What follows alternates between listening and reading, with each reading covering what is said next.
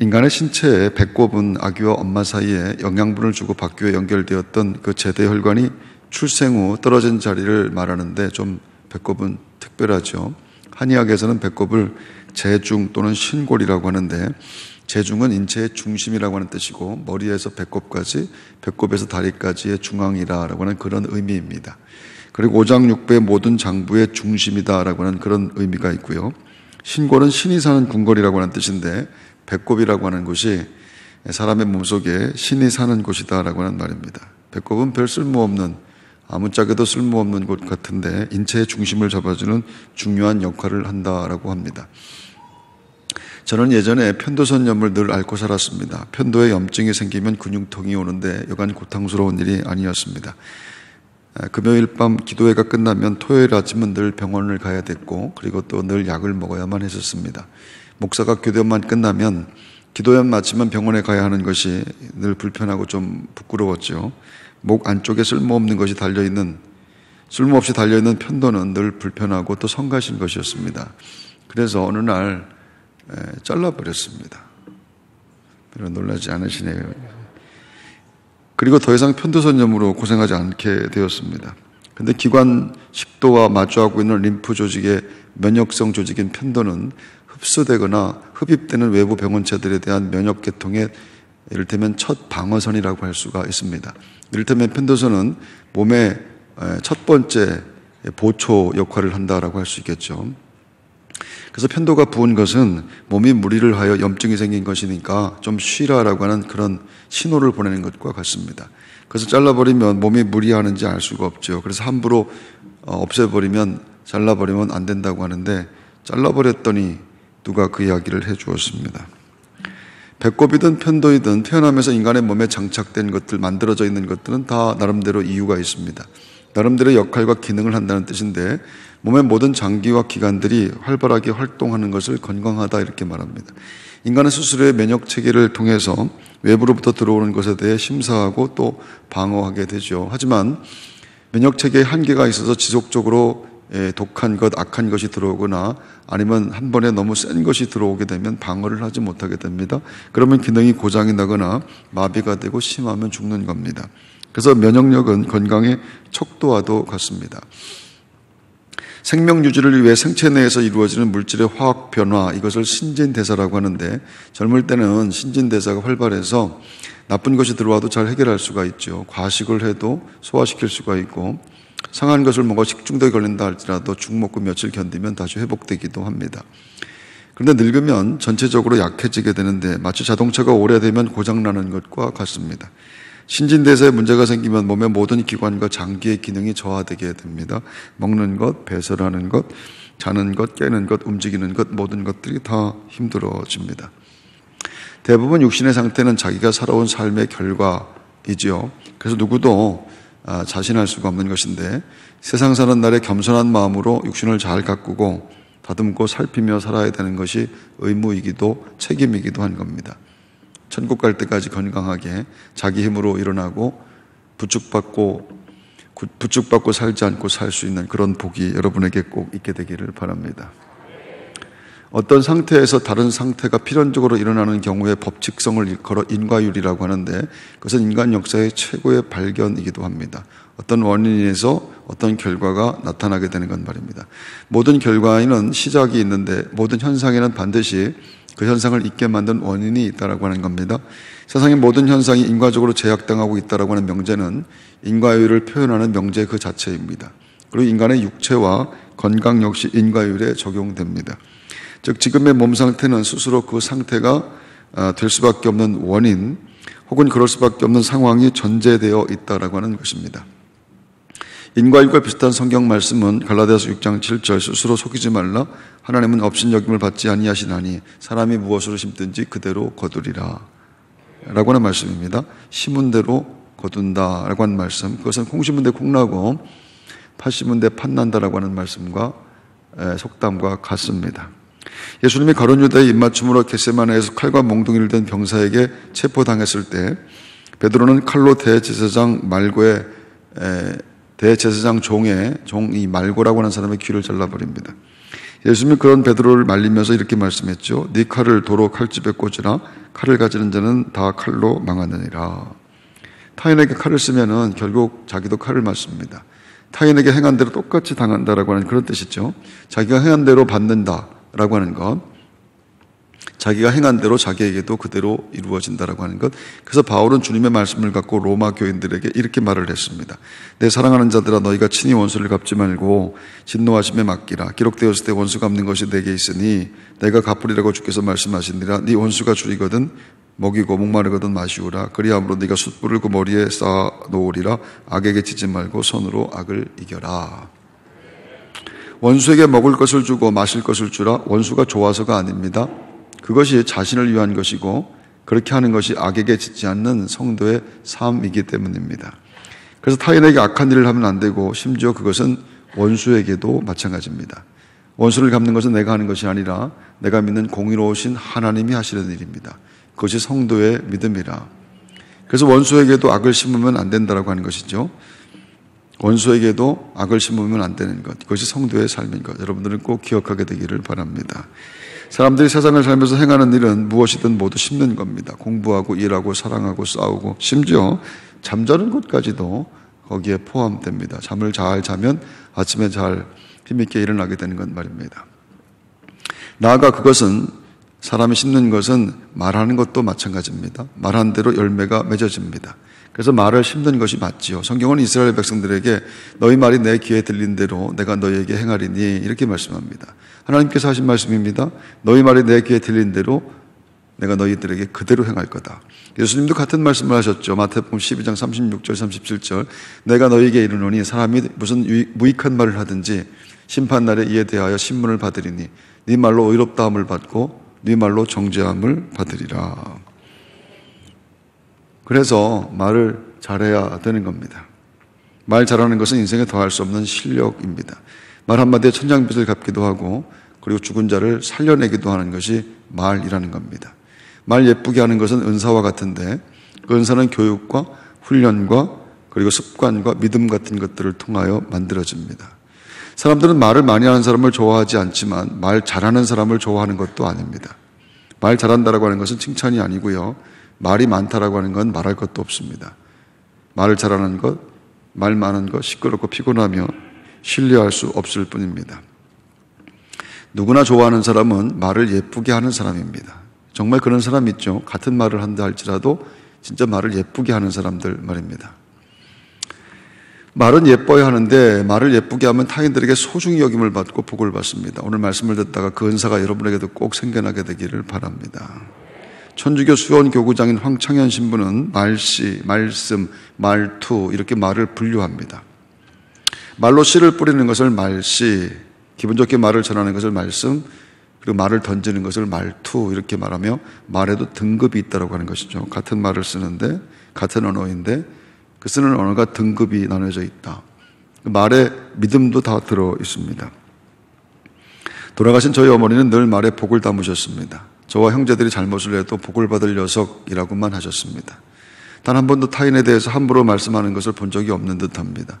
그렇게 말씨가 좋은 사람과 살게 되면 복이 됩니다.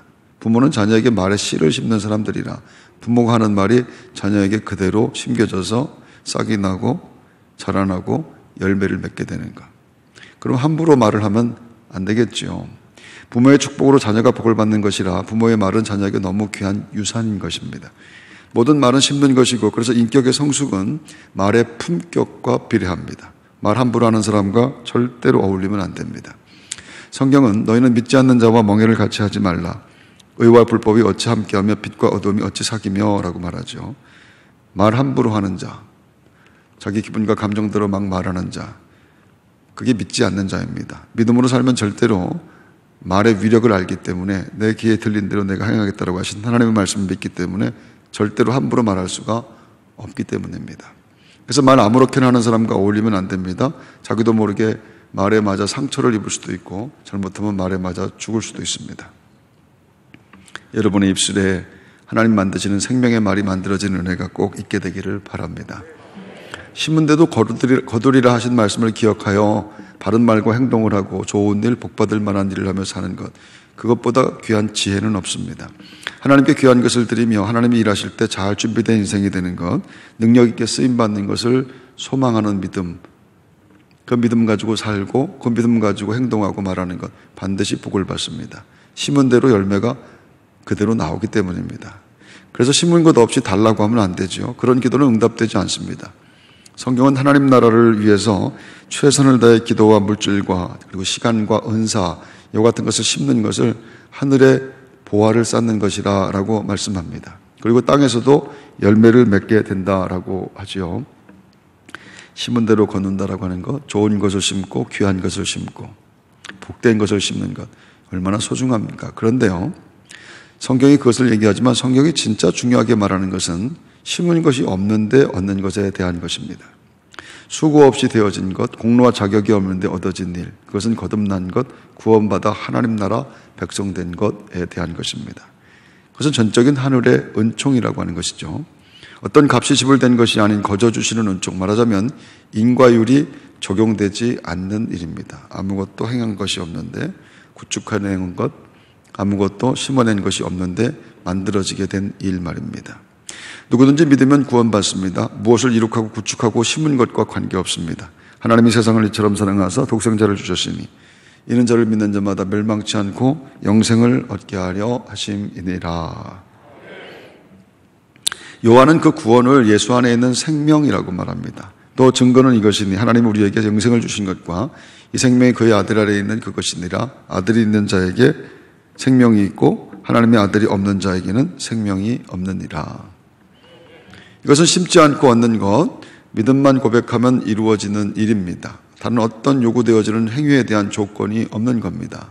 어떤 것을 조건으로 전제로 해서 약속된 것이 아니라고 하는 것이죠. 그래서 값없이 얻은 의, 이렇게 말합니다. 로마서 3장 24절, 그리스도 예수 안에 있는 속량으로 말미암아 하나님의 은혜로 값없이 의롭다 하심을 얻은 자 되었느니라. 할렐루야. 사람은 누구나 목숨을 지키며 삽니다. 목숨 지키기 위해서 산다고 해도 틀리지 않습니다. 인간의 모든 수고와 노력은 하나밖에 없는 목숨을 유지하려고 하는 목적이죠. 목숨만 살려주세요. 목숨만 살려주세요 라고 하는 것은, 다른 것은 다 포기해도 좋다라고 하는 건 그 어떤 것보다도 내 목숨이 제일 소중하다라는 그런 뜻입니다. 목숨 지키는 것이 실패하면 내가 이루어낸 모든 것들이 다 끝나기 때문에 그렇습니다. 하지만 목숨 지키는 것은 누구도 성공할 수가 없습니다. 누구도 예외 없이 목숨을 잃게 되기 때문이죠. 결국 잃을 것을 지키며 사는 것만큼, 결국은 잃어버릴 것인데 그것을 지키며 사는 것만큼 공허한 것이 세상에 있겠는가. 이를테면 그것은 죽을 것을 알며 사는 것인데 결국 죽을 것이면 무엇 때문에 사는 것인가? 삶은 도대체 무슨 의미가 있는 것인가? 라고 하는 질문을 갖게 됩니다.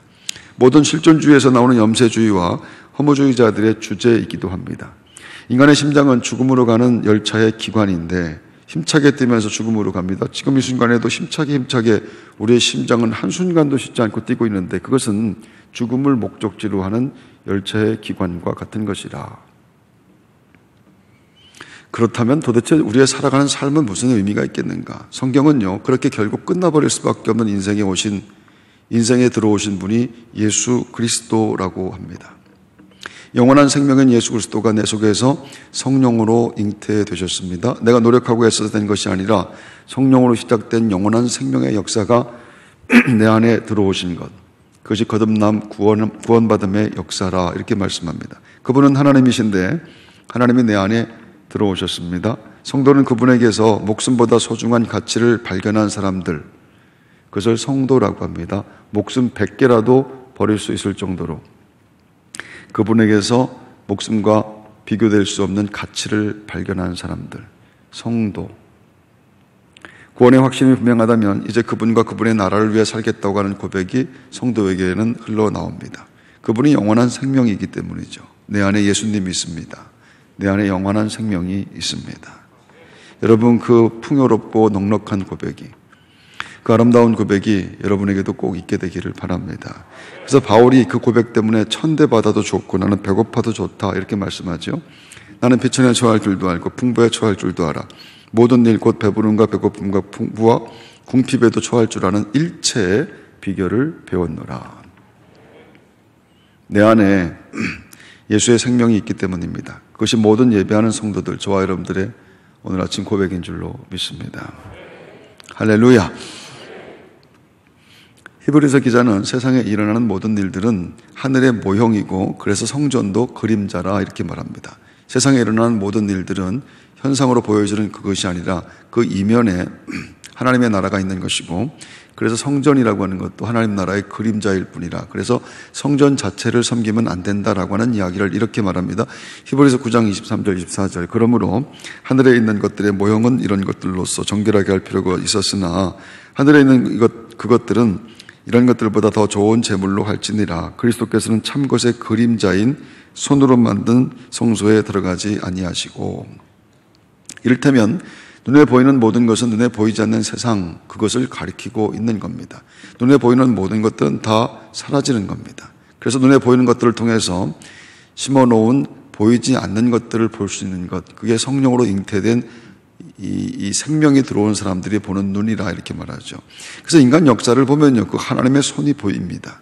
역사의 주인이 하나님이시기 때문에 개인의 역사나 국가의 역사나 세계의 역사는 반드시 하나님께서 하시는 일, 하나님의 손이 반드시 그 증거들이 보인다는 겁니다. 그것을 보고 사는가, 그걸 보지 못하는가라고 하는 것이, 그것이 우리 인생의 가장 중요한 일이라. 성도에게 들어온 생명은요, 여성의 잉태와 해산을 통해서도 보여지게 되는 겁니다. 여성이 임신을 하고 출산을 하고는 그런 모든 과정 가운데서도 임신과 출산의 과정에 하나님께서 말씀하려고 하는 것이 거기에 들어있다라고 하는 겁니다. 여자가 남자로부터 씨를 받아 임신을 하면 몸속에 생명이 들어온 것인데, 그런데 씨가 들어와 생명으로 잉태된 순간부터 그 생명은 여자의 모든 것들을 장악하게 되죠. 여자는 임신한 순간부터 태 속에 생명이 주장하는 대로 살게 되어 있습니다. 뱃속의 아이가 먹고 싶은 것만 먹습니다. 평소엔 거들떠보지도 않던 것들을 먹게 되고 좋아하던 것들을 먹었는데 거부되는 것을 느끼게 됩니다. 아이가 거부하면 아무리 자기가 좋아하던 것들이라 할지라도 그대로 토해버립니다. 자기가 먹고 싶은 것이었는데, 자기가 좋아하는 것들이었는데 그런 것과 관계없이 살게 되는 것. 그냥 삼키고 견디는 법이 없습니다. 아이가 먹겠다고 하면 밤 12시라도 그것 사러 나가야 됩니다. 아이를 위해서 좋은 책을 보고 평소엔 고운 말을 쓰지 않았다 할지라도 아이 때문에, 뱃속의 아이 때문에 고운 말을 쓰고 평소에 듣지도 않던 클래식을 막 듣고 그런 거 말입니다. 평소에 다이어트 하면서 몇 그램만 늘어나도 난리 났었는데 몸이 20kg, 30kg 막 늘어도 개의치 않게 되는 것 말입니다. 동네 시장에 갈 때도 얼굴에 아무것도 안 바르고 아무렇게나 입고 머리를 빗지도 않고 막 다닙니다. 뱃속의 생명을 위해서라 자신의 모든 것이 용납되게 되는 것, 자신이 갖고 있던 모든 가치가 뱃속의 생명 때문에 포기되는 겁니다. 자기가 제일 소중하게 여기던 것들도 뱃속의 생명 때문에 포기될 수 있는 것. 평생에 그런 희생과 수고는 해보지도 않았고 생각도 못한 것들입니다. 철저하게 임신한 여인에게 나는 없습니다. 오직 뱃속의 생명을 위해 존재할 뿐이죠. 그러면 그것은 무엇인가를 분명히 말씀하고 있는 것일 텐데, 그게 도대체 무엇을 말씀하는 것일까? 그렇게 10달 지난 후에 출산은 그야말로 내가 죽는 경험입니다. 고통을 참기 위해 입에 재갈을 물고 손에 끈을 잡고 온몸에 뼈가 부서지는 고통을 통해서 생명을 낳게 됩니다. 그 순간에 모든 여성이 다시는 임신은 안 할 것이라 결심한다고 하지만 또한 태어난 아이를 보면서 한순간에 모든 고통을 잊어버린다고도 합니다. 그래서 나로 인한 생명의 역사가 내 모든 고통과 슬픔과 고통과 눈물을 잊어버리게 만드는 것. 나로 인해 내 해산을 고통을 통해서는 일어난 생명의 역사를 통해서 모든 슬픔과 고통과 눈물이 잊어버려지게 되는 것 말입니다.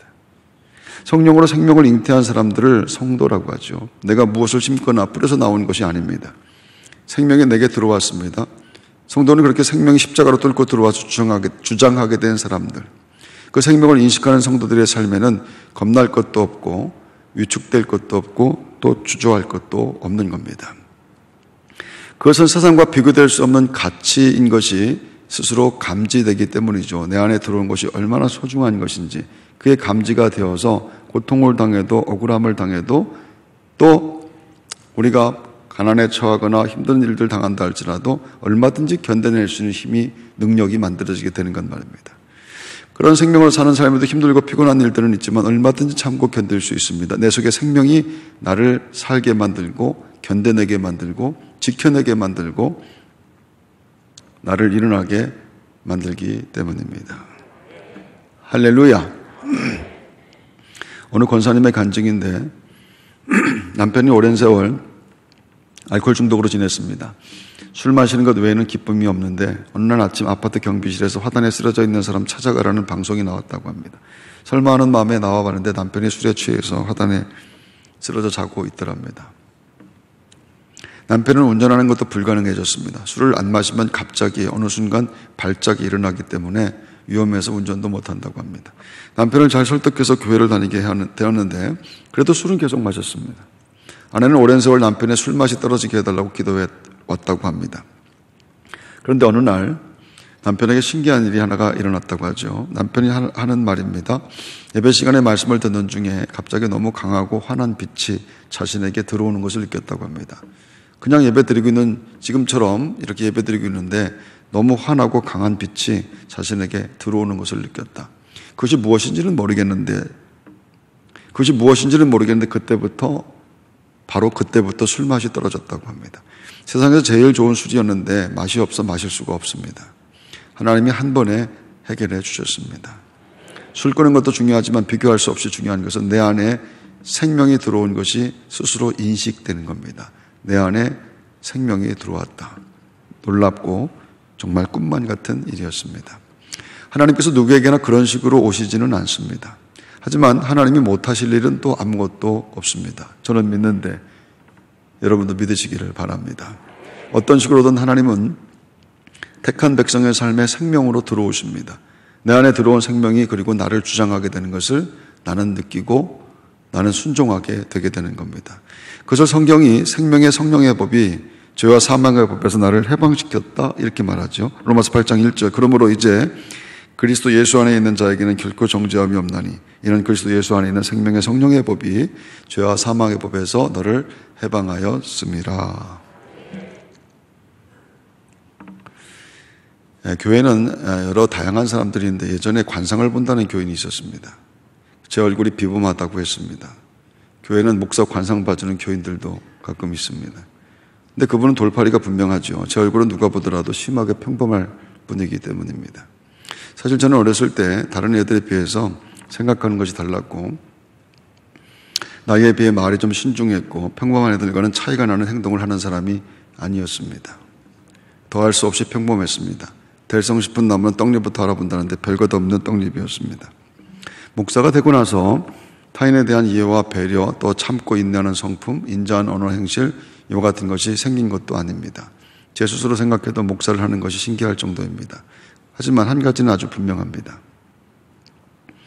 제 안에 제가 할 수 없는 것을 하도록 만드시는 분이 있다는 겁니다. 때때로 피곤하고 힘들고 불안한 일들을 만나지만 사실은 별로 걱정하지도 않습니다. 제 안에 계신 분에게 모든 문제들이라고 하는 것이 별것도 아닌 것을 저는 아주 분명히 알기 때문입니다. 그 확신과 고백해 주는 용기와 힘과 능력이 저를 늘 살게 만듭니다. 저 같은 사람이 이 교회를 갖다 이끌어간다는, 이건 제가 이끌어가는 것이 아니라고 하는 것을 저는 아주 분명히 합니다. 두려울 것도 없고 그리고 부러울 것도 없습니다. 제 안에 영원한 생명으로 들어오신 분을 생각하면 날마다 넉넉하고 부요로워질 뿐입니다. 세상의 부와 명예와 욕심 같은 것들 때문에 흔들리지도 않습니다. 코로나 감염병으로 고통스러운 가운데 벌써 1년의 반을 우리는 보내고 있습니다. 맥주 감사를 준비하며 우리 안에 생명 때문에, 우리 안에 그 생명 때문에 더 마음 깊은 감사 여러분에게 꼭 생겨나게 되기를 바랍니다. 힘들고 어렵고 고통스럽지만 그러면 그럴수록 더 생산되는 넘치는 감사, 생명을 품은 자의 이 풍요로운 감사 말입니다. 그분이 세상의 주인이시라 성도는 더할 수 없는 부자인 것입니다. 예수님 때문에 만들어진 인생의 부요함이 여러분에게 찬송이 되게 되시기를 주의 이름으로 축원합니다.